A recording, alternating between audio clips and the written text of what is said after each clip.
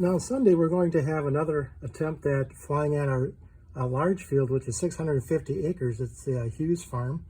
Now that they're done with the harvest, we can get in there and fly in the fields. So what I'm going to do is to do some experiments, and again, keeping with the engineering aspect of this particular channel, let's play around with things, experiment and see what happens. So this is my Big Bertha. I've flown it several times over the last few launches on a D16. It's worked out quite well. I flew with this particular streamer. This is a dual-ended streamer, and I previously had this connected so that it opened up in a loop. To open a loop, I had one end tied onto the rocket body. I just put a little loop in the Kevlar cord and tied a knot there.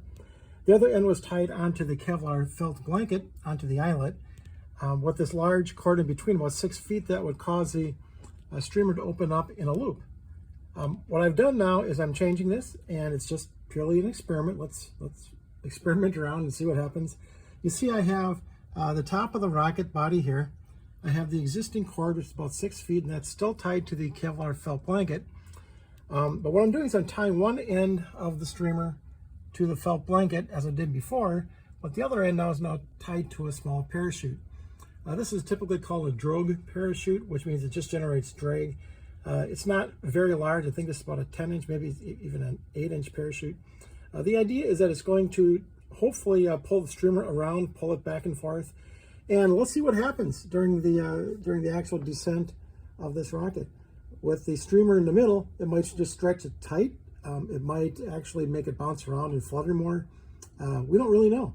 So let's go ahead and fly a flight like this, where we have this large 40-foot streamer with this small little drogue on the end. And I also have one of my freestyle rockets, which is going to be flying on a C65, which has the same type of configuration. So this will be interesting. I want to try this out in 2 different rockets, and we'll get 2 different points of results, and we'll see what happens. So I guess that's why we call this rocket science. Let's do some experiments, evaluate what happens, and enjoy being rocket scientists.